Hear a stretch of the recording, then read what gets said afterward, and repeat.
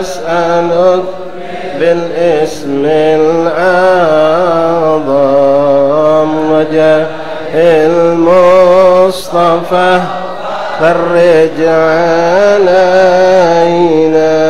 ببسم الله مولانا ابتدينا ونحمده على نعمه فينا توسلنا به في كل أمر يا ذي الخلق رب العالمين وبالأسماء وردت بنفسين غيب محزونا مصونا بكل كتاب أنزله تعالى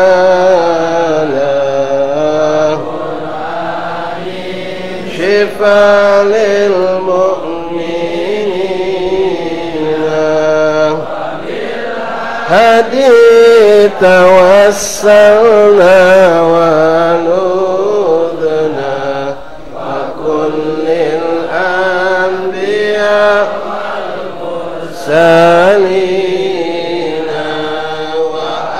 وآلهم مع الأصحاب جمعا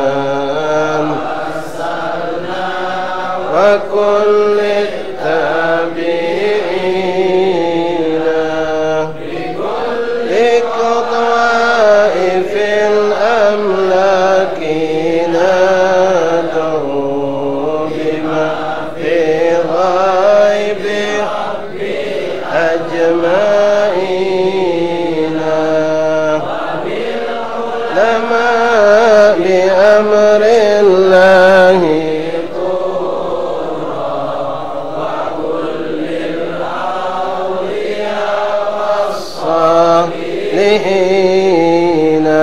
أخص به الإمام القطبي حقا وفي حديث تاج العارفين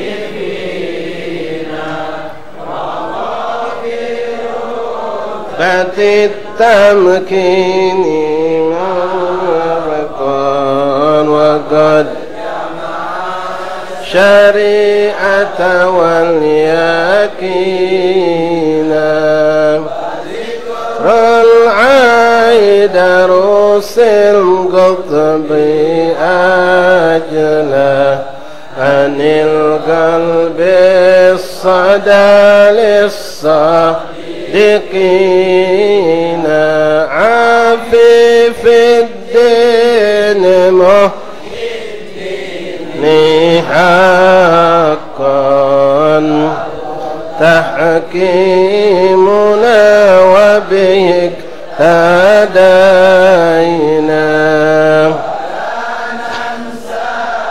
كمال الدين سادا نظيم الحال تاج العابدين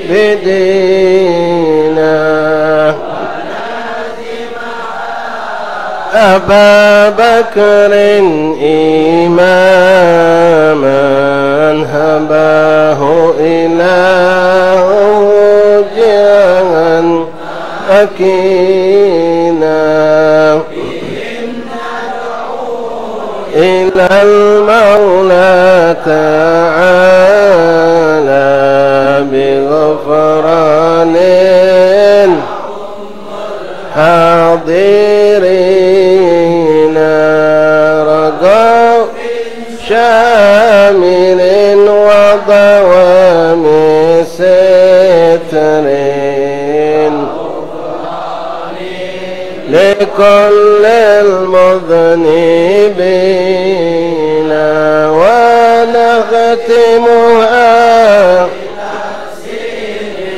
عظيم بحول الله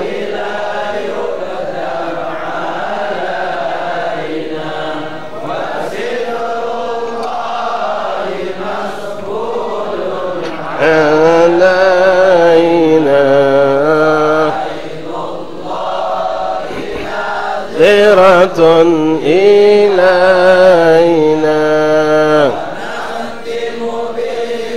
صلاة على محمد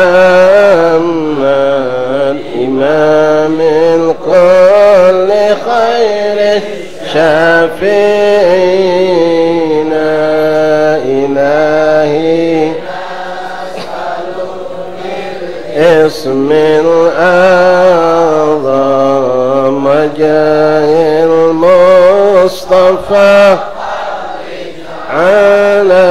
علينا إلهي نسألك بالاسم العظيم جاه المصطفى فرج علينا والمسلمين يا أرحم الراحمين.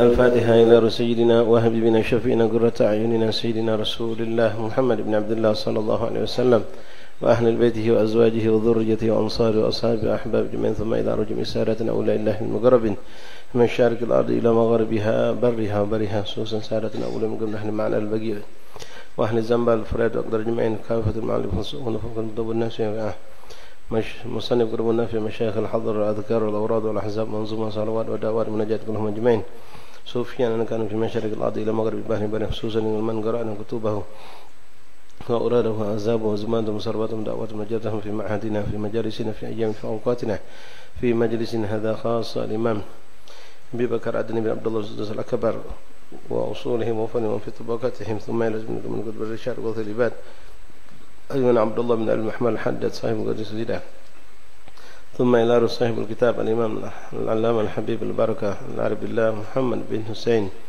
بن عبد الله بن شيع الحبشي وكل من ذكر اسمه من العلماء والأولياء صلى الله عليه وسلم هذا المجلس مبارك ثم إلى رسول سادة من أهل باليمن دار السلام خصوصا صاحب هذا الدار الحبيب والبركة الحبيب عبد الرحمن محمد المنور وأبي وأمي وأزواجه وذريته ومن شيخه ومشايخ وأقراني وأصحابي أحبابي وكل من قد دخل هذا الدار ومن قد دخل هذه الحارة من العلماء أولياء صلى الله عليه وسلم أن الله يتغشاهم بالرحمة ومغفرة من الجنة أن الله يعيد علينا من بركاتهم وأسرارهم وأنوارهم وعلومهم كرامات من وفاتهم الدين والآخرة نسألك يا رب بركات هؤلاء الرجال تفتح علينا فتوحا على في الدين علمنا التأويل وزقنا التقوى مع الاستقامة حوينا علينا أحسن الحال حوينا الحسن أحسن جميع الحال أسألك تطهير قلوبنا ونزكي أنفسنا جميعا الظاهر بعد نشفي مرضانا خصوصا لمن أوصانا بالشفاء من إخواننا وأصحابنا وأحبابنا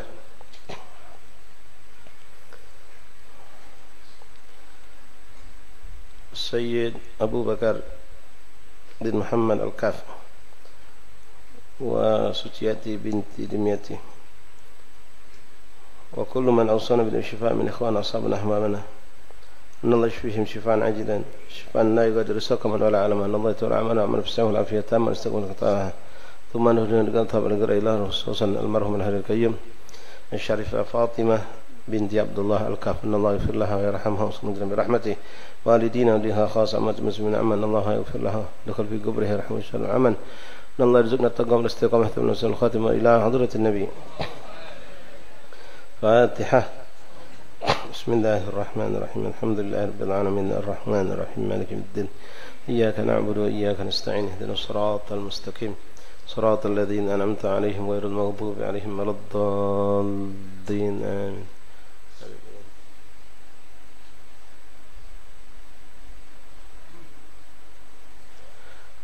بسم الله الرحمن الرحيم الحمد لله رب العالمين وبه نستعين على أمور الدنيا والدين وصلى الله وسلم على خير خلق الله أجمعين سيدنا مولانا محمد صادق الوعد الأمين وعلى آله وصحبه حق قدره مقداره العظيم.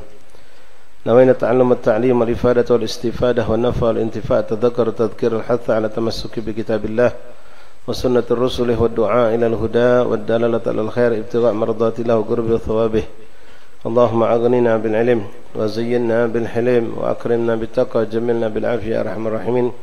اللهم جملنا بالعافية والسلامة حققنا يا الله بالتقوى مع الاستقامة وأعذنا من مجيبة الندامة يوم القيامة. ربي زدنا علما ويقينا وارزقنا فهما. اللهم ارزقنا فهم النبيين وحفظ المرسلين وإلهام كإلهام ملائكة المقربين. اللهم أغننا بالعلم وزينا بالحلم وأكرمنا بالتقوى وجملنا بالعافية يا أرحم الراحمين. اللهم جملنا بالعافية والسلامة حققنا يا الله بالتقوى مع الاستقامة وأعد مجيبة الندم يوم القيامة. يا حافظ احفظنا وثبتنا مع الثبات. اللهم هذا منك بك إليك ولا حول ولا قوة إلا بك. صلى الله على سيدنا محمد النبي الأمي وآله وصحبه وسلم. الحمد لله رب العالمين. معاشر الحبايب hubabat, hadirin hadirat, ikhwan akhwat rahimakumullah. Jamaah Majlis Ta'lim Kampung Munawar yang kita semua insyaallah dirahmati Allah. Assalamualaikum warahmatullahi wabarakatuh. Sebelum mulai mungkin kalau ada ikhwan yang mau masuk, masih ada kosong mungkin 3-4 orang bisa masuk. Yang di luar fadhal masuk. 3-4 orang mungkin ke samping. Bismillahirrahmanirrahim. Alhamdulillahi rabbil alamin wa bihi nasta'in ala umuri dunya waddin wa sallallahu wasallam ala khairi khalqillahi ajma'in sayyidina maulana Muhammad sadiqul wa'dul amin wa ala alihi wa sahbihi haqqa qadrihi miqdaril azim. Ma'asyiral habaib, hubabat, hadirin hadirat rahimakumullah. Alhamdulillah thumma alhamdulillah. Di hari yang ke-28 malam 29 daripada bulan Jumadil Ula, kembali kita dikumpulkan Allah Subhanahu wa taala di majlis yang penuh keberkahan ini, di rumah yang penuh keberkahan ini. Lakal hamdu syukra ya Allah, lakal hamdu syukra ya Rabbana. Mudah-mudahan Allah Subhanahu wa taala memberikan keberkahan untuk kita, menambahkan kebaikan untuk kita zahiran wa batinan, dan diberikan kita istiqamah dalam segala ketaatan. Yang mana alhamdulillah adanya kita di tempat ini, ikhwani, hubabat, ummahat, akhwat, akhwani rahimakumullah. Yakin keyakinan-yakinnya bahwasanya kita ini adalah hamba yang insyaallah dipilih Allah, yang dicintai Allah. Karena hanya orang yang dikehendaki Allah untuk melakukan kebaikan, itulah berarti orang yang dipilih Allah. Kita dibukakan jalan oleh Allah untuk menambah ilmu, untuk lebih dekat kepada Allah dengan duduk di majlis ilmu, dapat maghfirah, ampunan yang begitu luas, dapat pahala yang begitu banyak, diangkat derajat begitu tinggi, dan alhamdulillah pula kita dapat ilmu yang akan memperkuat ilmu yang selama kita miliki atau menambahkan ilmu yang mungkin selama ini kita belum ketahui. Masih kita dalam pembahasan mengenai bab solat Jumat. Memang sekali lagi bab ini ibu-ibu ummahat antum tidak melakukan, tapi bolehlah tahu hukum, karena boleh jadi insyaallah ummahat, ubabat, yang jida-jida bisa mengajarkan kepada cucunya atau kepada anaknya, atau untuk memberikan mungkin suatu pertanyaan nanti kalau mungkin cucu kita balik dari pesantren atau anak kita balik dari pesantren, boleh kita tanya tentang hukum-hukum solat Jumat ini. Jadi motivasi buat mereka untuk mempelajari ilmu. Banyak dalam ilmu fikih, ummahat, hubabat, habaib rahimakumullah, yang sekarang ini kita pelajari perkaranya sudah tak kati, walaupun kemungkinan akan muncul lagi di akhir zaman, tapi ulama tak pernah menghapuskannya dalam kitab. Bahkan terus kita bahas, kita pelajari. Misal tentang apa? Tentang hukum-hukum yang berhubungan dengan perbudakan. Hukum budak, hamba sahaya, itu ada hukumnya. Seperti dalam masalah Jumat ini pun kita ada pembahasan juga mengenai zakat, mengenai puasa, mengenai perkawinan, mengenai warasah, segala macam. Itu budak, hamba sahaya ada hukum tersendiri, yang mana hukum itu termaktub dalam kitab-kitab fikih dan sampai hari ini pun tidak dihapus oleh ulama. Pertama, memang mereka mengatakan ini ilmu kita jaga untuk sampai nanti ada saatnya Allah akan menghidupkan kembali perbudakan di akhir zaman. Itu. Yang kedua, kalaupun tidak sampai itu muncul, ilmu ini kita pelajari untuk menjaganya, untuk menjaga ilmu agar kita mendapatkan keberkahan dari ilmu. Taib ikhwan rahimakumullah, mari yang pegang kitab jatuh dibuka halaman 64, bab salatul Jum'ah, bab salat Jumat. Masih bisa masuk ikhwan? Cobalah masuk 2 orang 3 orang lagi. Ya. Tuh yang digarang, yang di luar, jatuh masuk belah kiri itu, nak kosong dekat pintu. Terus ke samping situ, kasih jalan, biar yang di bawah bisa naik. Bawah itu kelas penuh, duduk di luar panas, tak ada TV di luar. Ya, la ilaha illallah, la ilaha illallah. Bismillahirrahmanirrahim. Bab salatul Jum'ah. Kita ulangi pembacaannya dari awal, tapi kita akan menjelaskan dari bab yang setelah kita pelajari kemarin. Bismillahirrahmanirrahim. Alhamdulillahirabbil alamin. Allahumma shalli wa sallim ala sayyidina Muhammad wa ala ali sayyidina Maulana Muhammad. Qala ma'alif rahimahullah ta'ala wa nafa'ana fil infadarin amin. Bab salatul Jum'ah. Al-Jum'atu fardu 'ainin kullu muslim mukallafin, kullu muslim balighin aqil. Muslim baligh berakal. Ini kadang disebut dengan satu sebutan mukallaf. Mukallaf, bukan muallaf ya. Kalau muallaf baru masuk Islam. Mukallaf, muslim aqil baligh, seorang muslim yang berakal dan sudah baligh, itu disebut mukallaf. Apa maksud mukallaf? Dia ditekan oleh syariat untuk menjalankan syariat. Dia dipaksa karena sudah baligh, dia muslim berakal, dia harus menjalankan syariat-syariat yang diwajibkan dalam syariat Allah wa Rasul. Sebutlah kita mukallaf ya. Kalau kita ini alhamdulillah kebanyakan kita adalah orang yang mukallaf, muslim, baligh dan berakal. Kemudian Jumat itu diwajibkan bagi siapa? Zakarin, laki-laki, perempuan tidak diwajibkan. Kemarin sudah kita bahas apakah boleh pertanyaan betina melok salat Jumat. Boleh kalau tidak menimbulkan fitnah. Lalu kalau memang dia bisa salat Jumat tanpa ada menimbulkan fitnah, apakah masih wajib salat zuhur lagi? Jawabnya tidak, sudah gugur. Hurrin artinya merdeka, seorang hamba sahaya boleh tak salat Jumat? Boleh ya, boleh, tapi yang wajib itu orang merdeka. Mukim, nah mukim ini wajib, musafir tidak wajib, tapi harus pelajari ikhwani, tolong ya, jangan kita ni ngembek kulit arinya tapi pelajari dalamnya tentang hukum-hukum bagi musafir itu. Kapan boleh ninggalkan Jumatan, kapan boleh ninggalkan puasa, jangan sembarang. Kalau sembarang kaget kita malah naudzubillah min dzalik terperangkap dalam dosa besar, tarikus shalah, ninggalkan salat Jumat, berdosa kalau tidak dengan alasan yang disahkan oleh syariat. Mukim, nah kemarin sudah kita bahas antara mukim dengan mustautin. Nanti ada syarat di sini sebagai mustautin. Jadi mukim itu yang wajib, mustautin adalah bagian daripada mukim juga, cuma dia asli wong daerah itu. Asli wong daerah itu macam kita orang Palembang sini nak solat di Pelaju, nak solat di Ketopati, nak solat di 14, 13, kita namanya mustautin kalau. Ya mukim contohnya adalah orang yang duduk lama di suatu tempat tapi dia akan kembali ke tempat aslinya. Kami contoh ke kemarin ya, anak-anak kos-kosan yang kuliah itu atau anak-anak pesantren yang ada di pesantren-pesantren yang mereka aslinya luar Palembang tapi duduk 11 bulan di pesantren. Mereka mukim. Karena hitungan mukim itu adalah ketika seorang itu masuk ke suatu tempat, keluar dari kotanya. Seorang yang keluar dari kota disebut musafir.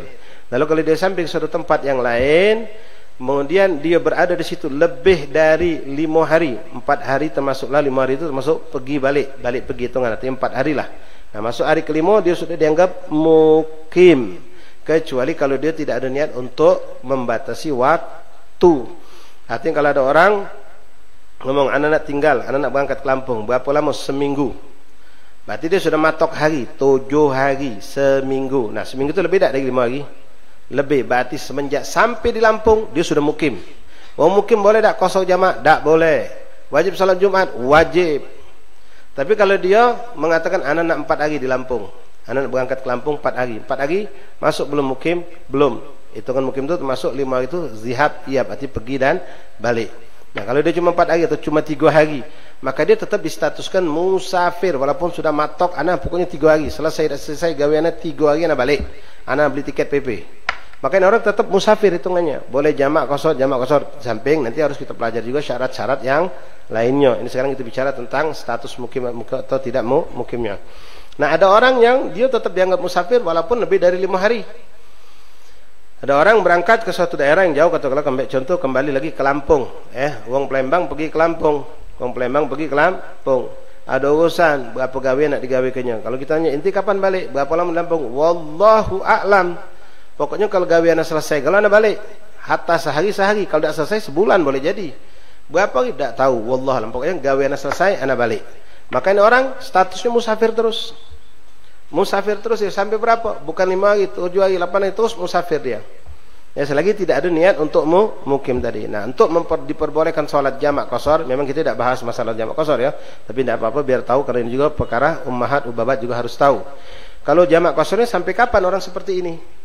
Tadi saya sudah gambarkan, kalau orang sudah niat mukim ya, anak-anak seminggu itu lebih dari 5 hari, berarti sudah dihitung mukim. Dari hari pertama kamu nyampe, kamu sudah dianggap mukim, tidak boleh lagi jamak qasar, tidak boleh ninggal ke puasa kalau itu Ramadan, tidak boleh ninggalkan Jumatan. Jelas. Nah, kalau orang tadi ternyata pengen netap di suatu tempat, sudah matok hari tapi kurang dari 5 hari, 4 hari, 3 hari misal, maka dia tetap distatuskan sebagai musafir. Boleh jamak qasar, dan dalam perjalanan pergi pagi itu dia pun dianggap sebagai musafir. Jelas insyaallah.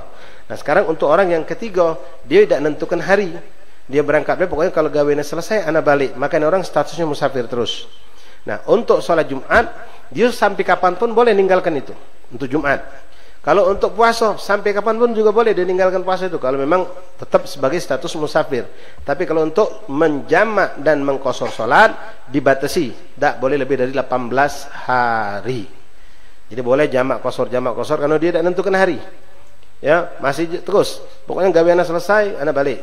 Berapa hari? Wallahu alam. Ini orang boleh tetap berstatus yang tetap musafir, jamak qasar sampai 18 hari. Karena ini pernah terjadi dialami oleh baginda Rasulullah SAW ketika beliau Fathul Makkah. Ya, Fathul Makkah 18 hari kurang lebih Nabi Muhammad SAW melakukan menduduki kota Makkah lalu kembali ke Madinah. Nah, ikhwan rahimakumullah, setelah 18 hari kita kembali sholat normal. Namun walaupun 18 hari itu dibolehkan, ulama kebanyakan menganjurkan kalau kau sudah tidak merasakan begitu kepayahan, keletihan, nyaman, ya tidak usah sampai 18 hari ini ya, qasar terus jamak qasar. Walaupun syariat membolehkan. Takutnya jadi pas kita sudah lewat 18 hari nak sholat naumanya berat. Jadi kita ambillah seperti biasa, ambillah mungkin 5 hari 6 hari kita capek, mungkin masih safar tadi dah. Nah, ini jadi anda buka bab sholat jamak ini. Ya tidak apa-apa lah. Nah, nanti beda lagi kalau orang yang musafirnya berpindah tempat. Tadi kita sudah paham, seorang musafir yang keluar dari kota Palembang, dia tidak menentukan berapa hari dia harus mukim, maka dia boleh sampai 18 hari menjamak mengqasar sholat. Ya. Nah, tapi kalau orang itu bisa berpindah tempat, ente nak ke mana? Anak pertama ni nak ke Linggau. Anak nak ke Lampung dah, ambillah Lampung tadi. Anak nak ke Lampung. Berapa hari di Lampung? Wallahualam. Pokoknya ada 2 gawean anak. Kalau gawean itu dua-duanya selesai, langsung nyambung ke Jakarta. Ternyata dia di Lampung memakan waktu 10 hari. Selama 10 hari karena dia tidak matok waktu, dia boleh terus jamak qasar. Lalu dia berangkat selesai gawe dia ke Jakarta. Sampai di Jakarta pun sama. Berapa lama di Jakarta? Wallahu alam. Selama pokoknya gawe anak selesai, anak nyambung habis Jakarta, anak ke Purwakarta. Bukan Purwakarta ya, Purwakarta dulu, Mbak Paga ya. Nah, nak ke Purwakarta. Subhanallah, di situ dia 10 hari juga. Ustaz, 10 hari tadi sudah di Lampung. Sekarang katoklah 10 hari juga di Jakarta. Berarti lebih dari 18 hari. Mana hukum salatnya? Nah, ikhwan rahimakumullah, 10 hari yang pernah di Lampung itu 10 hari. Pas dia pindah ke Jakarta, ya, itu hitungan balik dari 0 lagi. Kembali dari 0 lagi. Artinya di Jakarta dia pun dikasih kesempatan sampai 18 hari boleh jamak qasar. Selagi dia tidak mematok harus pulang kapan. Ternyata dia 10 hari di Jakarta, lalu berangkat lagi ke Purwakarta dekat Indramayu situ. Ya, sampai di sana, subhanallah, dia pun tidak mematok hari berapa hari. Pokoknya kalau gaweannya selesai, anak-anak nyambung ke Bandung, jadi ya. Di situ dia 7 hari, seminggu misal. Dari 7 hari dia berangkat. Nah, ini sudah berapa? 10 tambah 10 tambah 7, 27 hari. Terus boleh. Bahkan orang itu boleh jadi musafir sepanjang tahun, boleh. Tapi jangan patokan tadi, ya. Kita harus tahu syarat-syaratnya, hukum-hukumnya. Nah, sekarang balik masalah musafir yaumul Jum'ah. Jumat itu memang dibolehkan bagi musafir untuk meninggalkan. Tapi jangan lupa hubabat, ummahat, akhwat, habaib, hadirin rahimakumullah. Ini mungkin sudah pernah kami sampaikan beberapa kali. Ada syaratnya, orang boleh ninggalkan Jumatan, boleh ninggalkan puasa ketika bulan puasa karena alasan musafir. Tapi ada syarat. Di antara syarat-syarat itu banyak. Minha, hendaklah safar ini bukan maksiat. Ya, perjalanan itu lebih dari 2 marhala. Satu marhala itu kurang lebih 84 km. Hitungan perginya be, bukan PP. Hitungan perginya be lebih dari 84 kilometer. Kemudian, ikhwan rahimakumullah, untuk boleh ninggalkan puasa dan boleh ninggalkan Jumatan ini, hendaklah kitonyo itu sudah keluar dari kotanya kita atau daerah kita dari sebelum subuh hari Jumat.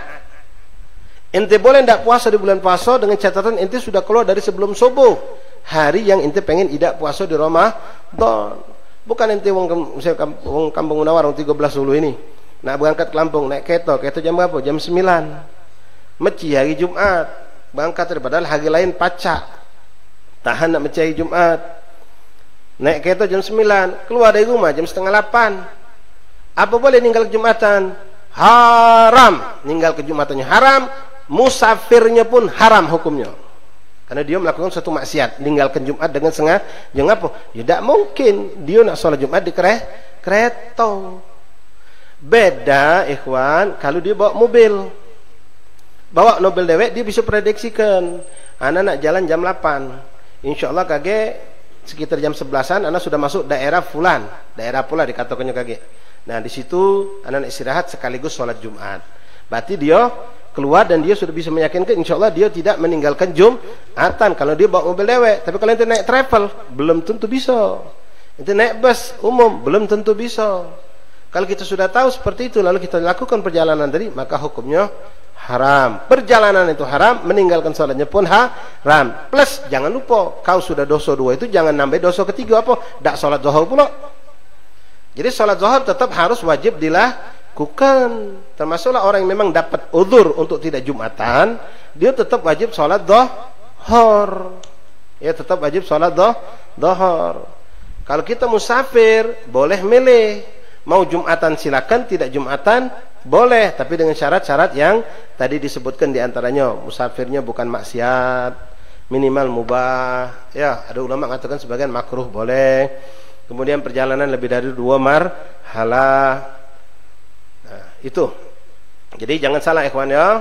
Kalau kamu macam wong naik jet foil nak ke Pulau Bangka. Karena saya alhamdulillah sering dulu sudah lama ini tidak masuk lagi karena Covid ya ke Pulau Bangka. Saya naik kapal jet foil dari Bombaru jam 7, prediksi nyampe jam setengah 11, mentok sampai ke mentok, ya mentok sampai ke mentok jam 11 kalau lambat. Artinya yakin, apalagi kami di sana alhamdulillah khutbah Jumat, yakin kita nyampenya sebelum Jumat. Nah tapi kalau ketika itu ada uang dari mentok, kan kapal itu kan nyampe istirahat sedengat, nurun ke penumpang, balik lagi ke Palembang. Nah yang balik lagi ke Palembang ini apa hukum pelayaran mereka wong asli dari sana? Wong asli dari sana mementok tadi pengen ke Palembang. Naik kapal hari Jumat jam 11 bergerak nyampe sini pakai asal. Jelas-jelas Jumat mereka lewat. Haram hukum perjalanan itu. Kecuali amrun daruriyun, perkara yang sangat-sangat darurat di luar prediksi kita. Macam tadi kita sudah perkirakan naik pesawat, kita ngambil pesawat jam 10, perkiraan nyampe jam 11. Jam 11 waktu kita tahu di Jakarta Zuhur jam 12 misal. Artinya kalaupun mono-mono dikit aku insyaallah dapat. Jam 12 solat di airport itulah. Misal, kita sudah ambil waktu aman ini. Kita pesawat jam 10 nyampe jam 11. Ada waktu masih sejam lagi jeda waktu itu. Kalaupun mundur dikit pesawat ini masih bagus. Atau kita ambil lebih aman lagi jam setengah 11 kiraan nyampenya. Jam setengah 10 berangkat, setengah 11 nyampe.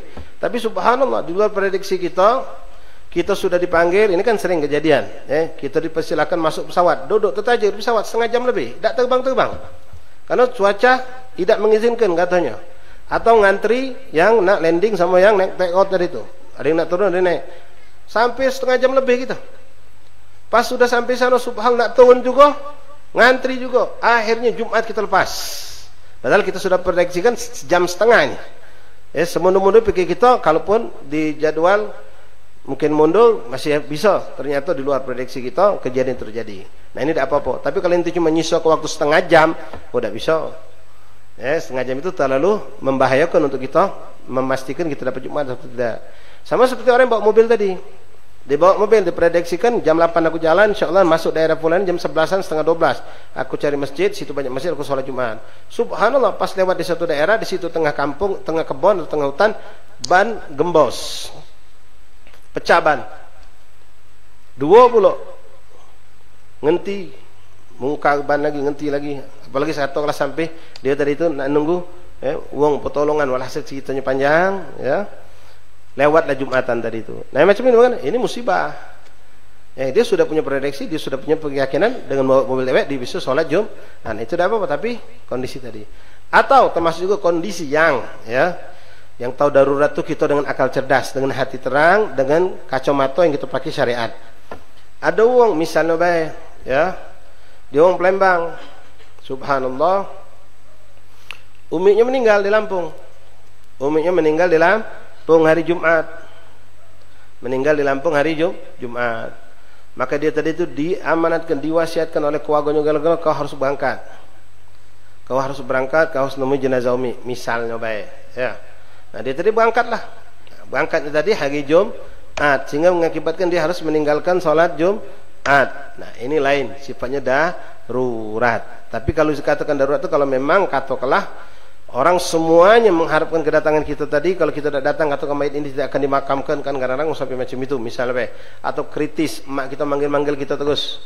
Nah, mungkin ya, sehingga kita harus berangkat darurat saat itu juga.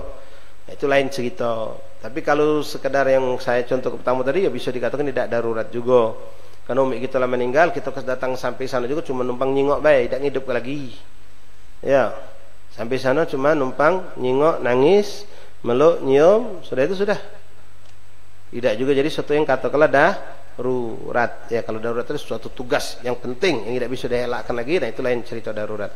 Jadi harus pahami teman ikhwan ya, kita ibu-ibu ini perlu tahu juga kenapa. Boleh jadi kaget ibu diajak bapaknya pergi hari Jumat. Njuk tahu bapak, Walid, Abi, apalah panggilan kita. Kaget kalau berangkat kita naik pesawat jam 10:30 sampai sana jam 11:30 sempat dah inti nak solat Jumat. Oh, tidak apa-apa, kan musafir dah sembahyang Jumat. Nah, tiup-tiup dikin kuping laki kita tuh. Dengar kami belajar di majelis. Kata Ustaz tidak boleh meninggalkan Jumatan bagi musafir kalau dia keluar sebelum subuh. Keluar jam 8, jam 10 dari rumah, naik pesawat jam 10:30 sampai Jakarta 12 kurang. Adzan sudah sana, nunggu bagasi, bla bla bla bla, salat Jumat lewat, haram. Nah, ini faedahnya kalau kita belajar ummahat ubabat ya, kamu jadi tahu pacak ngingetkan ada anak kita nak berangkat ke Lampung hari Jumat. Kau nak berangkat ke Lampung Jumat, nyampe jam berapa kau sana? Jumat kau di mana? Udah apa mi? Kami Jumat ni kan musafir, boleh. Nah, tarik dikit kuping anak kita. Kau ni tak belajar. Bekal duit, bekal beli tiket, bekal nge-booking hotel, itu nomor 10 kalau nak musafir itu. Bekal ilmu ini penting nomor 1. Mana cara mengkosor solat, menjamak solat, meninggal ke Jumat itu bagaimana orangnya, meninggalkan puasa bagaimana juga, itu harus kita pelajari. Nah, ini penting. Sekarang balik lagi masalah Jumatan belum selesai. Ustaz, kata Ustaz, anak dengar juga Ustaz lain ngomong sama, harus kita keluar dari sebelum subuh kalau kita nak meninggalkan Jumatan. Nah, sekarang anak nak mentu dari sebelum subuh. Pesawat anak naik pesawat jam 10 atau naik kereta jam 9. Anak nak ke mana Ustaz? Ya. Nak ke mana kita sebelum subuh ni? Iktikaf di masjid hari Jumat, marai orang pagi-pagi. Orang nak mesti ke masjid. Ya. Jadi mak mana? Itu katakanlah sebenarnya itu bukan satu masalah ya, kemana kita, wallah masjid adalah tujuan kita. Kalau ente memang nemu susah macam ini, ente ke airport kah, ente ke Kertopati terminal kereta kah, ente masuk ke masjid iktikaf, wallah azim. Tapi yang jadi masalah ini, yang jadi masalah adalah kita mengatakan Ustaz, kita kan orang Palembang, kalau kita berlari sebelum subuh ke Kertopati masih Palembang juga, belum keluar kota. Kalau kita naik pesawat Ustaz, pergi ke airport sampai di Sultan Mahmud sampai sana masih Palembang juga, belum keluar kota, percuma baik kami. Nah, di sini ada solusi ikhwan ya. Wallah Islam tu gampang lemak, jangan digampang-gampangkan ya, ada solusi. Ulama paham sudah ini kejadian. Maka kita mbeklah suatu siklus wilayah yang lebih kecil. Mbek gampangnya kalau kamu seberang Hulu ini ya, pengen berangkat naik pesawat, maka keluarlah sebelum subuh sebelangnya dari sana. Itu sudah bukan wilayah kamu.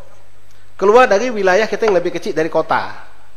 Ya sebang lu sebang ele bang kali. Kalau kami yang sebang ele, kami ini dak ulu dak ele sekarang. Kami ini dak ulu dak ele sekarang. Ya tapi insyaallah diterima ke ulu kele terima kalau insyaallah. Nah, kadang wong ele dia nak naik kereta. Mentulah dari sebelum subuh. Kemana? Mampir ke Menawa sini numpang ngopi, numpang makan, numpang anas nyantai. Ya nak ziarah dulu silahkan. Sampai jam 8 pergilah ke Topati tadi untuk naik pesawat yang naik kereta yang jam 9 itu solusi. Nah Ustaz, kami dong sebang ele Ustaz. Nah naik pesawat mari kami nak muter sebang dulu. Balik lagi ke dekat sana. Nah, ya. Kecil dari kota itu apa? Kecamatan. Keluarlah dari kecamatan ente. Ente kecamatan apa? Ilir Timur 2 misal.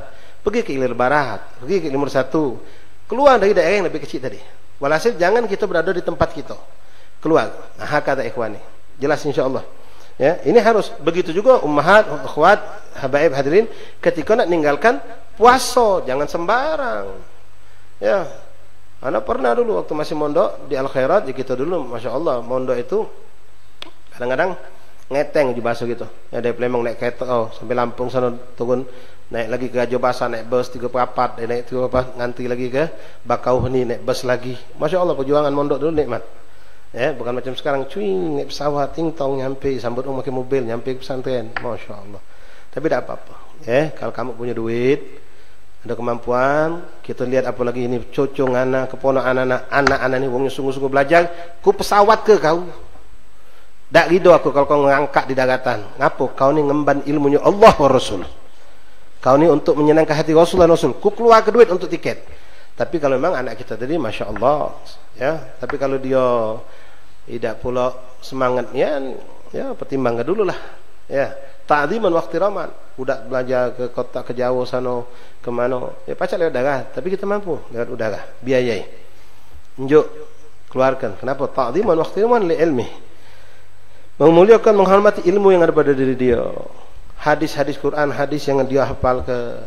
Ya, status dia sebagai thalabul ilm. Yang mana malaikat mentangkan sayap minta dijalani. Hakada.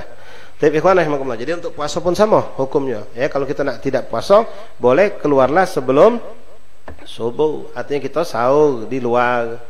Nah, Ustaz, mana kalau kita tuh Jumat, Ustaz, tapi kita ni lah mentu dari Kamis. Nah, kalau sudah mentu dari Kamis, berarti sudah pasti hitungannya sudah. Itu bukan lagi mentu sebelum subuh itu sudah.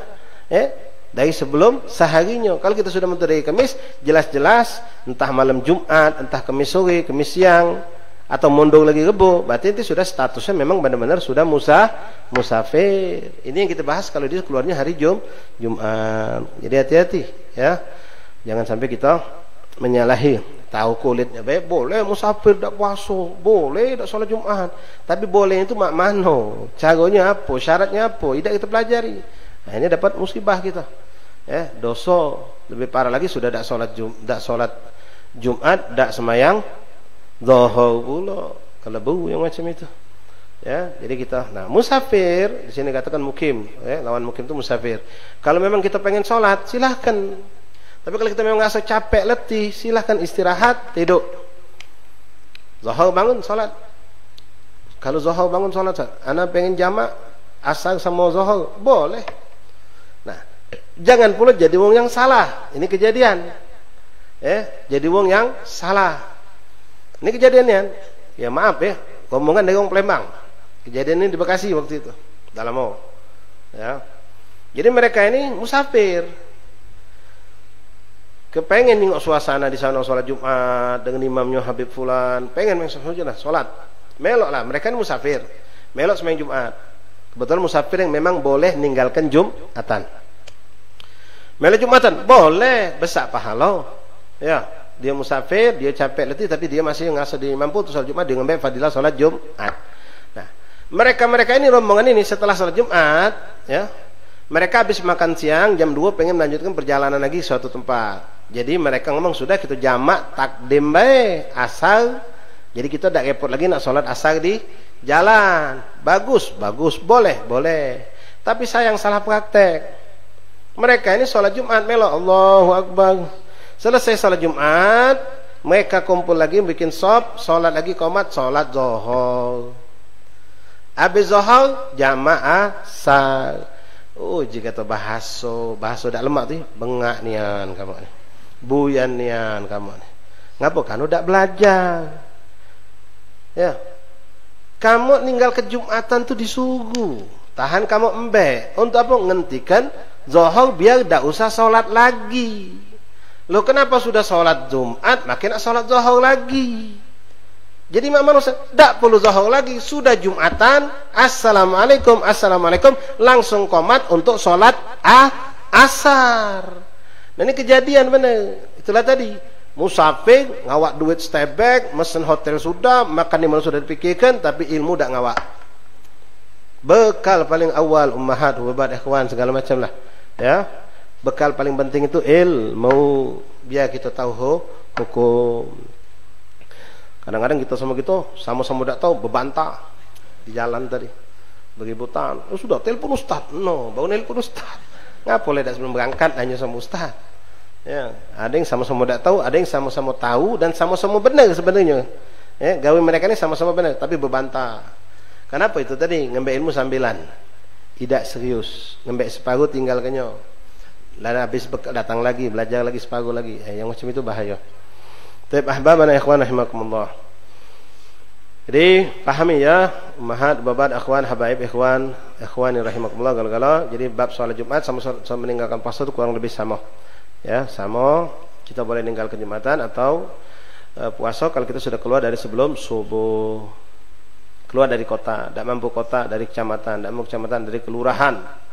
Ya, sekecil-kecilnya dari kelurahan. Tapi kalau kita mampu ya, lebih luas, lebih jauh, lebih afdal. La ilaha illallah. Ghaira ma'dzur, dan tidak ada udzur. Ya, itu sudah dibahas. Wa yashtaratu fi an takuna kulluha wa khutbatan fi waqti dhuhur. Hendaklah salat Jumat ini dan juga dua khutbah dilakukan di waktu zuhur. Kapan masuk waktu Jumat? Masuk waktu Jumat berbarengan dengan masuk waktu zuhur. Nah, ini perlu dipahami juga ikhwan kalau jangan salah. Karena selama ini kita prakteknya begitu sudah masuk waktu ditunggu ginian kan? Masuk 12 lewat 7 menit sekarang. Bunyi jam digital, tini langsung duduk. Allahu akbar. Terjadilah proses Jumatan, bubar selesai balik gitu. Benar macam itu? Benar. Terlepas adzan sekali, adzan dua kali.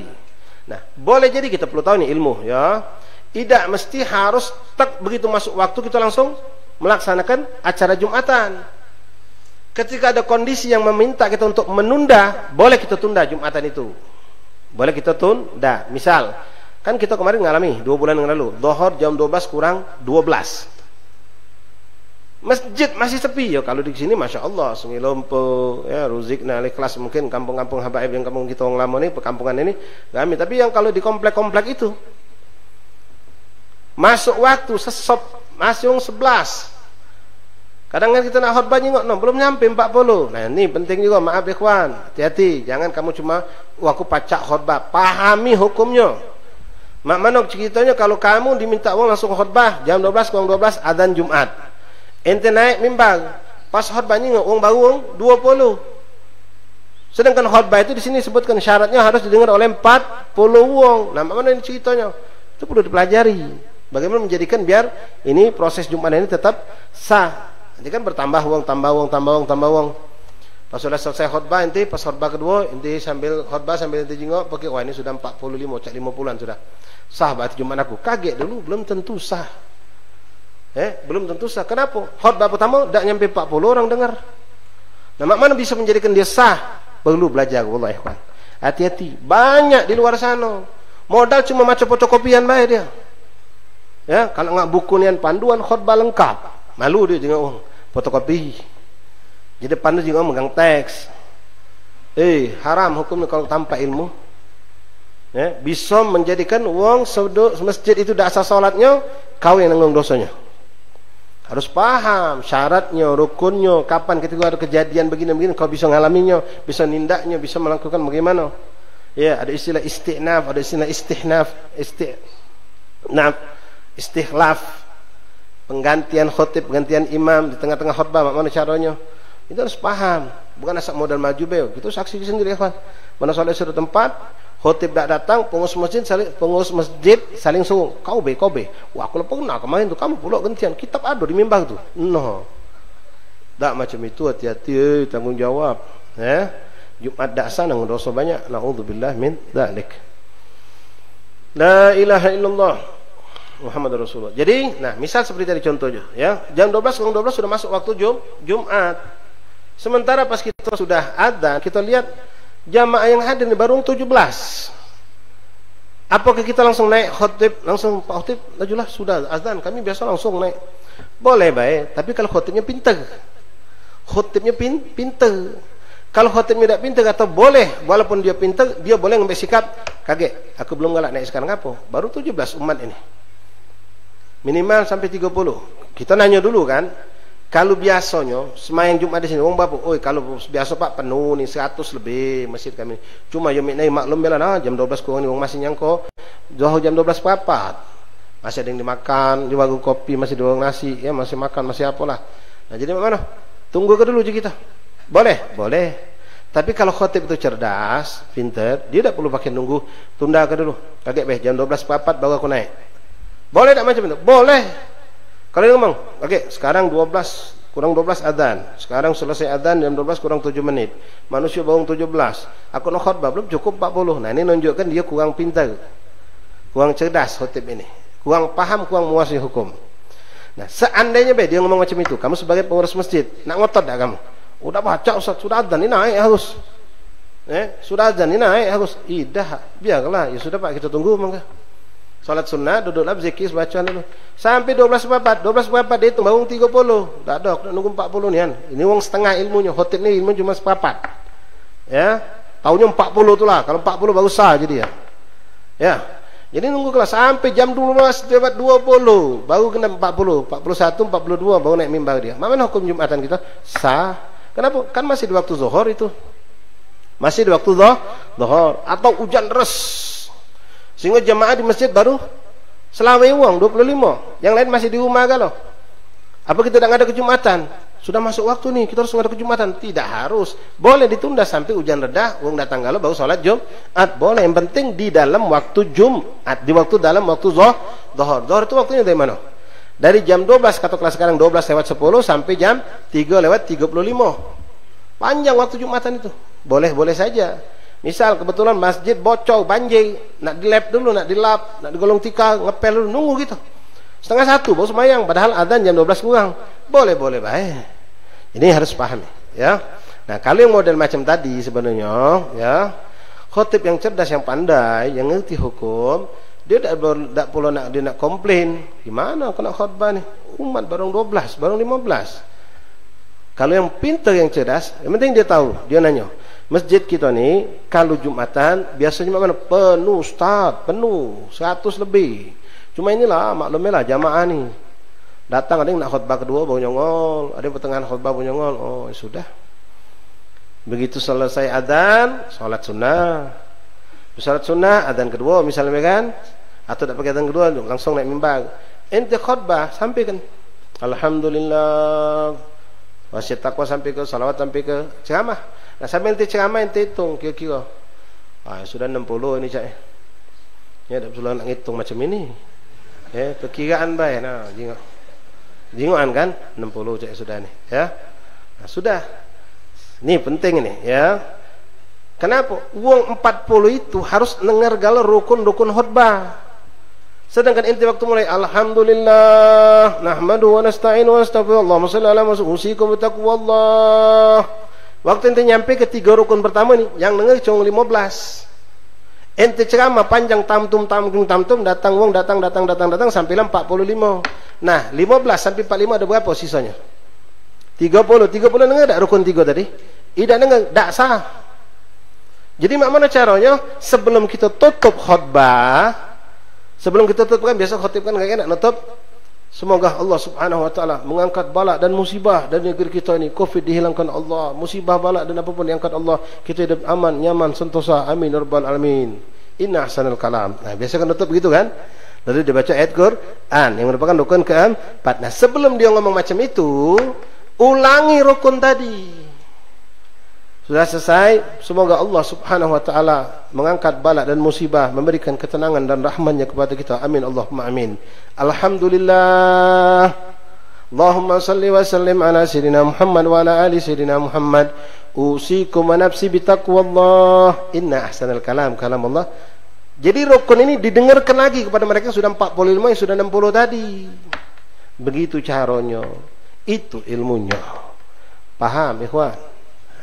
Banyak macam-macam dalam Jumat ini. Jangan kamu maaf ya, astagfirullah, minta maaf ikhwan. Kadang-kadang kamu ni budak majlis baik, cuma lasan dia panggil orang ustaz. Ya, pernah di mik ceramah lebaran Idul Adha pacak, jangan panggil orang ustaz. Besok diminta orang khotib Jumat langsung ngamin ke. Apalagi nak orang pikirannya langsung amplop. Nah, ini musibah nian. Ya, musibah nian. Hati-hati, tanggungjawab. Masalah Jumat ini tidak gampang. Tidak gampang. Harus kita pelajari benar seluk-beluknya.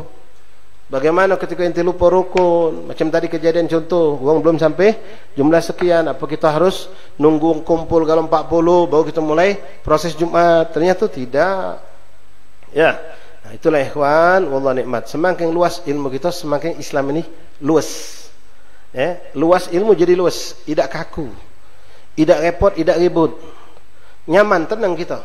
Wong yang kebingungan, yang tidak paham. Oh, jadi mak mana ni? Oh, ini mak mana? Itu masuk ke Zohar. Wong belum nyampe 40. Jadi mak mana? Mak di rumah. Tak usah nanya mak di mana, mak mana. Ya. Ini wong tak ngerti begitu Pak. Nanya mak mana? Ini sudah masuk Zohar ini. Tapi jamaah belum nyampe yang 40. Jadi mak mana ni? Itulah. Kadang-kadang maaf, minta maaf. Kamu pengurus masjid ini yang tak ngerti hukum. Nak jadi pengurus masjid berebut. Asa ada lahan kosong nak negak ke masjid. Asa ada lahan labobok nak jadi ke masjid, nak Jumatan. Boleh bangun masjid, boleh jadi kelangga jadi masjid kalau ada alasan dengan syarat-syaratnya. Tapi untuk Jumatan ada syarat lain lagi yang harus dipahami. Pengurus langgar banyak tak? Sedikit. Tapi pengurus masjid ramai. Tukang hitung celengan beong 5. Ada celengan langgar tak kati celengan. Ya, listrik langgar yang mayang siapa? Habib pulahan, Haji pulahan. Haji itu meninggal, bingung kalau langgar siapa neguskannya. Tapi kalau masjid ada income-nya. Ada celengannya. Ada yang sampai ke situ ikhwan. Ngotot nyadikan masjid, muat masjid baru. Ke situ lagi yang sampai. Na'udzubillah min dzalik. Ya, kita ni disuruh makmurkan masjid, bukan mencari kemakmuran dari masjid. Hati-hati. Na'udzubillah min dzalik. Jadi perlu paham Allah ikhwan, luas hukum Jumat ini, tidak gampang. Ya. Tidak sesampel yang kamu pikirkan. Banyak orang taunya itulah tadi. Kalau lihat hari hukumnya, tidak tahu jurunya. Hendaklah dia kedua waktu Jumat. Wa antuqama fi abniyah. Nah, hendaklah Jumat ini dilakukan di pemukiman. Nak komplek kah? Nak di suatu desa kah? Maka ketika dia ada kejumatan yang bukan di pemukiman, tidak sah Jumatannya. Walaupun jumlah wongnya banyak. Misal, contoh. Dalam perjalanan musafir naik kapal pesiar ini perjalanan sebulan atau zaman haji dulu, ada 600 penumpang muslim galau, ale galau, segala macam galau. Tapi mereka pertama mereka bukan musafir. Boleh tak Jumatan? Musafir boleh Jumatan, okey. Betino melok Jumatan boleh? Boleh kalau kata Vietnam boleh. Tapi disyaratkan harus membenia di suatu tempat yang di situ ada pemukiman. Sekarang kita di kapal apa di tempat? Di kapal. Nang ada Jumatan, tidak sah. Tidak sah. Banyak juga nih ikhwan kita, ya, yang jadi ada yang polisi hutan, ada yang pegawai di pabrik kayu di hutan, ada pabrik kapas juga hutan. Yang mana mereka itu kadang-kadang sip-sipan. Masuk di hutan sekian puluh kilo. Di sana ternyata ada base camp. Ada rumah-rumah yang dibangun oleh perusahaan untuk menampung karyawan. Jumlah karyawan ada 400 ekor. Gantian per 2 minggu sekali. Pertama, mereka mustautin apa bukan? Mustautin apa bukan dalam hutan itu? Bukan. Mereka mukim. Mustautin. Bukan. Sudah gugur, sudah tidak Jumatan harus. Tidak perlu Jumatan.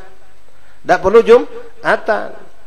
Kedua, mereka bukan tinggal di suatu pemukiman, bukan di kampung desa. Yang mana perusahaan itu kalau sudah selesai proses dia ngolah tanah, ngolah tumbuh mesin, dia akan pindahkan ke tempat lain lagi. Nah, maka ini penting adanya di perkampungan. Kita musafir nih, konvoy. Konvoy 20 mobil. Sampai tengah hutan, Jumatan, stop, kita Jumatan sholat. Ngapa? Jangan ninggalkan sholat. Haram hukumnya. Woi, bagusnya gitu, Bang Cik kita nih. Tapi ngajak kalau bu. Ngapa? Dia tak ngerti dalam hukum ini. Kita nih Bang Cik, tengah hutan. Kita di tengah hutan, bukan kita ini di tengah perkampungan. Kalau kita di tengah perkampungan lah, lain ini di tengah hutan. Nak sholat Jumat, kita semua nempang sholat nak belagi. Wajib dah sholat Jumat? Wajib dah sholat Jumat? Tidak. Pertama itu musafir, walaupun musafir boleh Jumatan. Tapi syarat ini harus diperhatikan, harus di satu perkampungan, pemukiman. Kita sama kita musafir tidak boleh. Lain kalau ente lewat satu desa, di desa itu ada masjid itu ada Jumatan, balik cerita tadi awal. Kita berhenti numpang melok sholat. Itu boleh-boleh baik. Tapi kalau kita sama-sama musafir, ngaso di kita lebih dari 20 mobil ini. Semobil uang 8, atau kalau uang 6, mbak leganya. 6 kali 2, 20, berarti 120. Lebih dari 40. Nah, ini paling banyak uang depan, lebih 40. 40 itu lah sedikit. Tak ngerti dia. Bukan syarat Jumatan cuma sekedar 40. Banyak syarat-syaratnya. Nah, jadi harus di suatu perkampungan, pemukiman. Kalau di situ tidak ada pemukiman perkampungan, maka tidak mengadakan Jumatan. Nah, contoh biar antum tahu, mungkin ada yang pernah mengalaminya.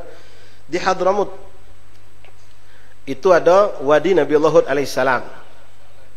Itu kampung besar, mungkin kecamatan, 2 kecamatan lah. Rumah-rumah sekarang ini luas, nama luas. Rumah-rumah di situ ada beratus rumah. Tapi rumah-rumah itu kalau tidak di musim ziarah Hud, yang musim ziarah Hud ini tidak lebih dari 10 hari. Paling kencang 2 minggu. Kosong seperti kota mati, tidak ada penghuninya. Kalau sudah musim ziarah Hud, belasan ribu manusia, bahkan sampai 20.000 orang kumpul di situ. Datang hari Jumat, apa mereka sholat Jumat? Tidak. Kenapa? Mereka semua, walaupun mukim katakanlah mereka tadi, mereka bukan mustautin. Dan itu perkampungan yang bukan perkampungan yang dihuni oleh manusia, kosong. Adanya cuma setahun sekali. Didatangi oleh puluhan ribu manusia. Maka mereka tidak ada Jumatan. Ya kenapa? Ya karena berdasarkan ilmu. Fahim tum ikhwan rahimakumullah. Ya, hendaklah di perkampungan perumahan artinya di situ ada pemukiman penduduk. Jadi kalau mereka begawe di tengah hutan tadi, di pabrik kayu, pabrik kertas segala macam tadi ya, walaupun kamu jumlah lebih dari 50, lebih dari 100, beratus uang, dak wajib Jumatan. Tapi jangan lupa, jangan ninggalkan sholat zuhur tetap jalan. La ilaha illallah wa antuqama fi abdiya wa la yasbiquha au yugarinuha Jum'atan fi tilkal balad. Nah, ini yang muskilah sekarang ini, ikhwan. Syarat Jum'atan hendaklah kita tidak boleh didului oleh masjid lain yang ada di satu tempat yang sama. Jadi hukum asli Jumat ini, ikhwan, inilah yang musibah yang sekarang dialami oleh umat ini.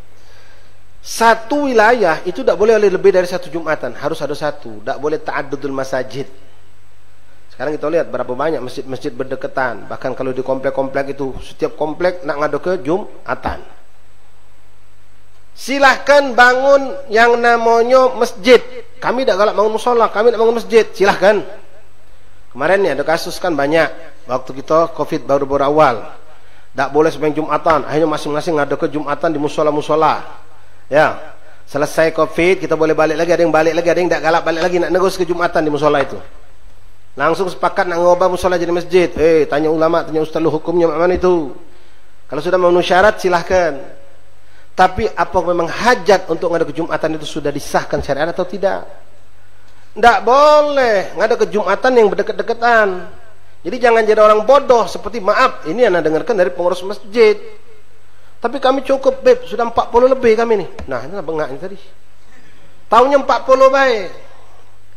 Tak tahu deh jarak dari langgar masjid ini dengan masjid itu cuma ada yang lempar batu ketemu. Dekat. Tak nyampe 150 meter, 200 meter, 300 meter.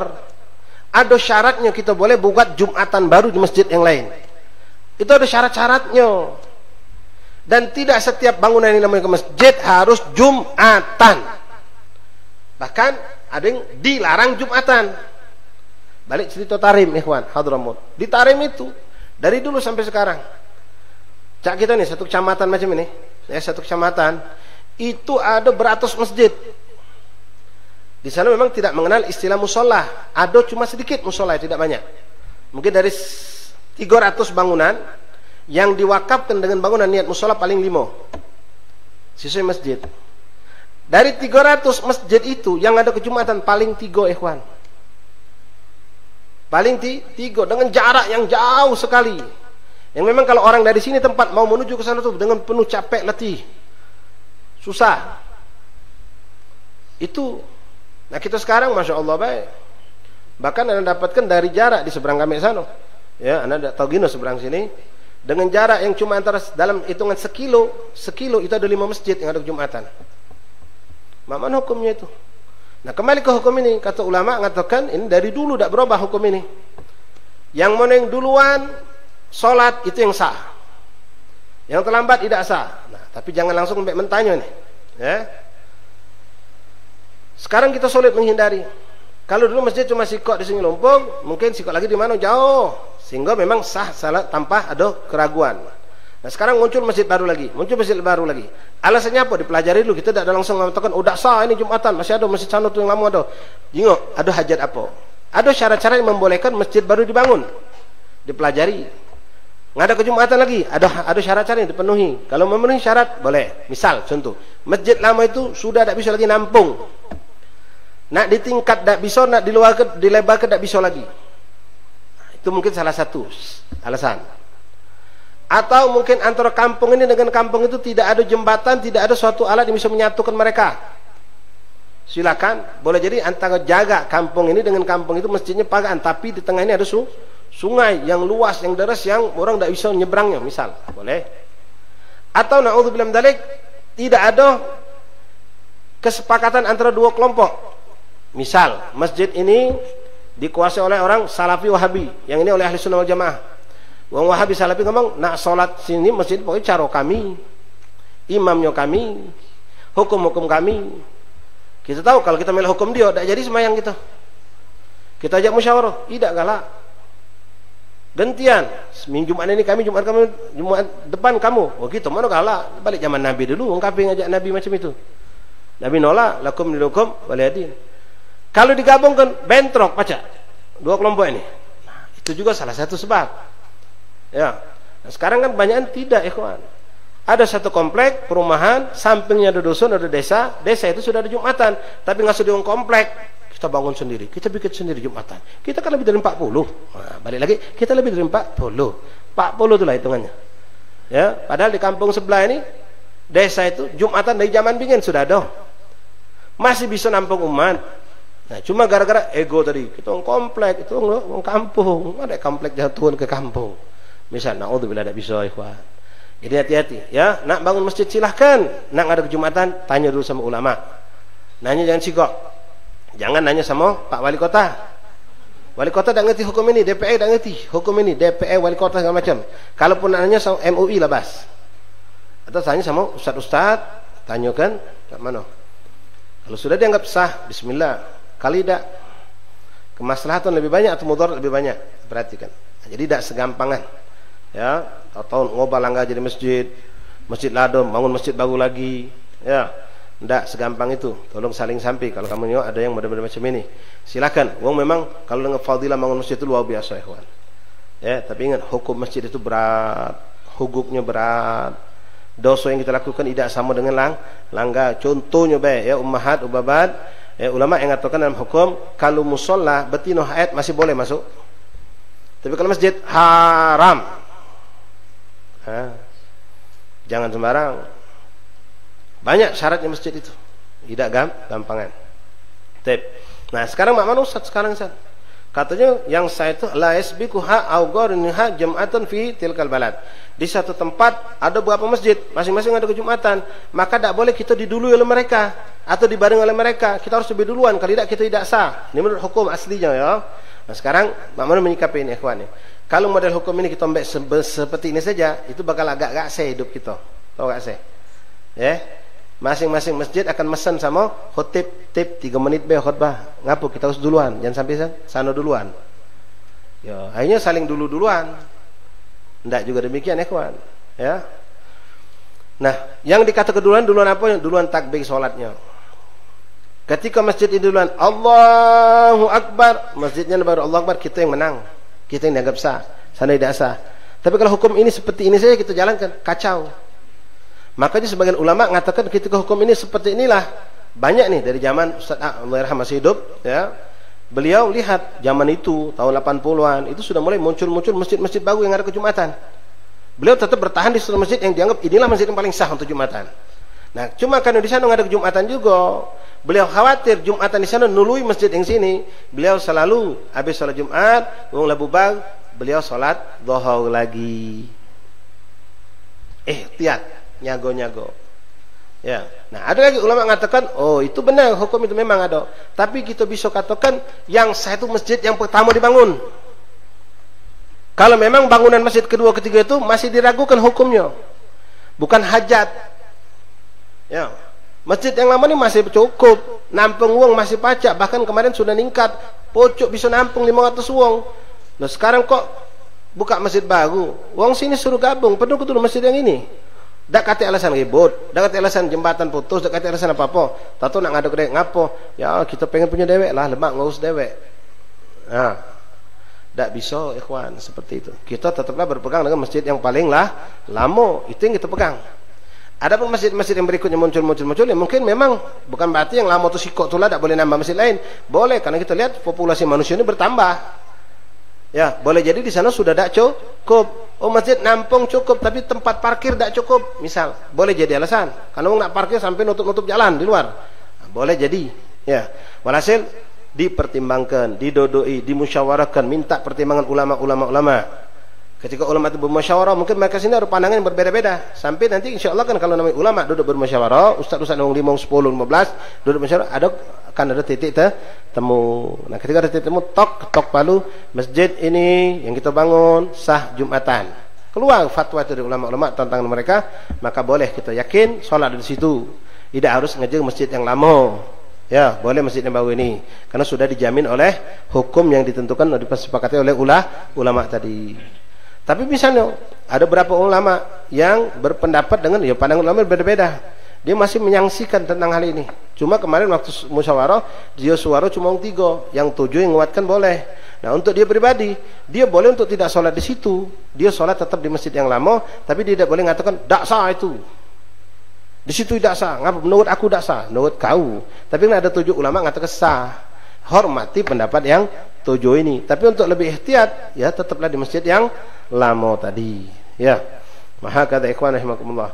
Jadi kalau kita dapatkan yang model-model macam itu, kita sembahyang Jumat. Habis sembahyang Jumat keluar dari masjid, pas baru jalan naik motor, jarak 150 meter, nyengok ada masjid lagi. Jalan lagi 300 meter, ada masjid lagi. Nah, mana Jumatan aku tadi? Nah, kalau kamu bingung mak mano tadi, balik sembahyang zuhur lagi untuk menyelamatkan hukum Jumatan kita biar yakin sahnya. La ilaha illallah Muhammadur Rasulullah SAW. Wa jama'atun hendaklah salat dilakukan berjamaah. Wa bi arba'ina mukallafin, dan dihadiri 40 orang yang mukallaf. Mukallaf baligh berakal Islam, ahrar merdeka, mustautin 40 ini harus mustautin. Sudah kita jelaskan mustautin ya. Wajuzu kaunu imaman abdan au musafiran. Kalau imamnya boleh jadi seorang yang hamba sahaya, imamnya budak kecil yang sudah mumayyiz belum balik, boleh. Imamnya seorang musafir, boleh. Walaupun mereka bukan orang yang wajib Jumatan. Jadi musafir, alim, ada ulama musafir. Datang tempat kita dakwah, kita maju ke jadi imam, boleh. Dia musafir, dia tidak wajib Jumat, tapi boleh. Yang penting yang asli kita ini lebih dari 40, minimal 40 kata. Atau budak kecil yang memang sudah memiliki kemampuan sah saat untuk sholat Jumat. In zada ala arba'in, kalau memang jumlah kita lebih dari 40. Wa an yataqaddamuha khutbatain, hendaklah didahului oleh dengan 2 khutbah. Khutbah pertama, khutbah kedua. Wallahu a'lam bis-shawab. Ma'asyiral habaib hubabat hadakumullah. Mungkin sampai di sini dulu majlis kita, insyaallah panjang besar kita sambung lagi sedikit menyampaikan ada pengumuman, tak tolong didengarkan dan saling sampai juga.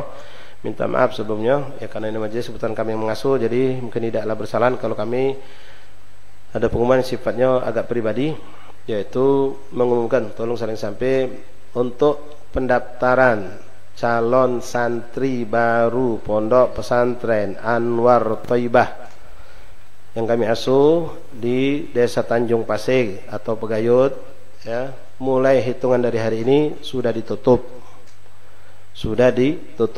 ya, tidak lagi menerima pendaftaran calon santri baru karena ya daya kemampuan yang kami miliki sekarang belum bisa menerima banyak, ya, dan ini pun doakan mudah-mudahan bisa semuanya diterima yang sudah daftar kemarin. Dan kami perlu tekankan kepada semua antum ikhwani yang sudah punya niat nak mondok anak dimanapun pesantren itu, ya, tolong disiapkan anak kita. Jangan anak kita tuh dibiarkan dari sekarang dekati persiapan. Nah, apalagi ini termasuk syarat di pondok pesantren kami, minimal umur dia tamat SD tahun ini atau sudah dari tahun tadi. Tamat SD, yang baru kelas 5 ke 4 minta maaf belum bisa terima, yang baru naik kelas 6 pun belum bisa kami terima. Tamat SD tahun ini atau sudah tamat tahun kemarin, maksimal tahun ini dia kelas 2 SMP. Dan yang terpenting lagi, dia sudah lancar baca Quran, ya, harus sudah lancar baca Quran, bukan baru Iqra 3, Iqra 4, Iqra 6, lancar. Kalau sekarang kita lihat antum sudah daftar di sini kah dirubatkah sama syaratnya tidak beda. Kita belum lancar anak kita tapi sudah diterima untuk dijadikan calon, calon bukan terima jadi santri, calon santri. Maka kejarlah ada 3-4 bulan ini anak kita latihlah untuk lancar kebacaan Qurannya, terus tanamkanlah untuk dia terbiasa dengan lingkungan-lingkungan yang membuat dia betah di pesantren itu. Biasakan ajak ke majelis, ajak ke mushola, ya, biasakan dia untuk sholat berjamaah, kenal ke sunnah, ajari doa-doa dan seterusnya. Kemudian minta maaf. Anda bukan bicara tentang masalah dunianya. Tolong juga, karena ini selama megang juga pesantren di Habib Nagib dulu, di Ustaz Umar bin Aziz, tahu cerita kantor, tahu tentang fulus pesantren. Nah, kamu yang memang punya niat pengen mondok ke anak pesantren, siap ke juga dananya tuh. Sekarang pecah setengah hati mondok ke budak ni. Tidak nyiap ke pas datang naftar kaget be Ustaz, bang mukanya kaget be. Tak boleh cak itu. Bahkan kadang-kadang anak kita tadi itu masuk pondok bayarnya ditunda loh. Dia makan tuh dari mana duit? Kamu tuh ngutang sama pesantren. Tak boleh cak itu, sungguh-sungguh. Apalagi ini sekali lagi Anda sudah gambar di awal mesin. Ini untuk akhiratnya anak kamu, dan itulah tabungan akhirat kamu. Jangan bahil. Bila anak kita nak sekolah, nak kuliah, disiapkan jawari. Nak sekolah umum gimana? Kau nak masuk, nah sekolah ini berapa? Sekarang kan masya Allah, uang mukanya belasan juta. Kita usahakan dari sekarang. Bila untuk mondok, saudara gampang lah Ustaz Suki juga, Ustaz Umar juga, Ustaz ini juga, gampang lah Ustaz tuh. Kita berkawan-berkawan, afwan ya. Tapi urusan didik anak serius inti harus. Jangan tak serius. Ya, dari sekarang jangan biarkan anak kita masih main puas dengan mainnya. Pas pakai nak masuk pondok baru pejal ke. Tidak bisa. Fasahih niat, jangan lupa juga niat kamu bagus dari sekarang. Ya. Kemudian yang sudah punya mondok kena anak di pesantren, ya, dengar cerita apa di pesantren itu, jangan dengar dari wong. Ada musik lainnya, ada masalah lainnya, misalnya datang langsung ke pesantrennya tabayun. Jangan uji wong. Ada orang ngomong, "Oi, pesantren itu ada Covid." Tariklah anak kamu. Kaget nular. Cak anak kita mondok situ. Ada 200 lebih di pondok itu, ada 500 santri. Aman nyaman baik mereka belajar terus main ibadah. Kita beda dirasuk cabutlah anak kamu, kaget kena Covid juga, kaget ini kaget itu, gugup kita tarik anak kita. Macam mau naik bus, naik bus, dapat telepon bus tu bakal ada ini ditakut uang. Padahal uang di bus nyaman kalau dia dengan handsetnya, dia macam Quran, dia macam widgetnya, sopirnya dengan nyantainya. Kita ditakut uang, kita naik meduan. Hanya kita teriak-teriak, bus, stop. Apa? Aku nak turun di sinilah. Saking ketakut tadi. Kita cabut anak kita tegak di pinggir tol. Hanya ke mana? Nyampe ke mana? Lah ke sana, wala ke sana. Terkapar pinggir jalan tol, terbuang. Tak, jangan cik itu. Sabar, mondok tu banyak cobaan. Dengan segala macam cobaan. Ya, selagi gitunya uang lain tu pacak galau, apa anak aku nak jalin beda ni? Ada masalah apa? Kita dengarkan, nanya langsung kepada pengurusnya. Jangan uji wong. Kalau memang ente yakin tak pacak aku nahankan aku di sini, sudah cabut pelan-pelan, tak usah berkoar itu. Hati-hati, pondok itu ada virus ini, ada virus itu, ada virus ini. Berdosa ente. Ya, halakulihal. Ya, jaga. Mudah-mudahan selamat afiat. Wallahu a'lam bissawab. Bismillahirrahmanirrahim. Sebentar, minta maaf kepada ikhwan yang laki-laki yang di bawah, tolong jangan ada yang tegak-tegak di pinggir jalan. Kamu menyingkir di sini karena ummahat, ubabat, akhwat ini bakal balik duluan. Jangan terkesan kamu menghalangi jalan perempuan. Yang perempuan jatuhi sambil berdoa ini nak bergoyok balik, silakan, kecuali yang punya suami mungkin nunggu suaminya. Sekali lagi yang di bawah tolong, yang lanang nyao dari jalan. Jangan kamu tegak-tegak pinggir jalan situ. Bismillahirrahmanirrahim. Alhamdulillahi rabbil alamin. Allahumma salli wa sallim ala sayyidina Muhammadin wa ala ali sayyidina Muhammad. Ya Rabbana tarafna وأننا أسرفنا على لظى أشرفنا فتب علينا توبة واستر لنا العورات وآمن واغفر لوالدينا ربي ومولودنا والأهل وسائر وكل ذي محبة أو جيرة والمسلمين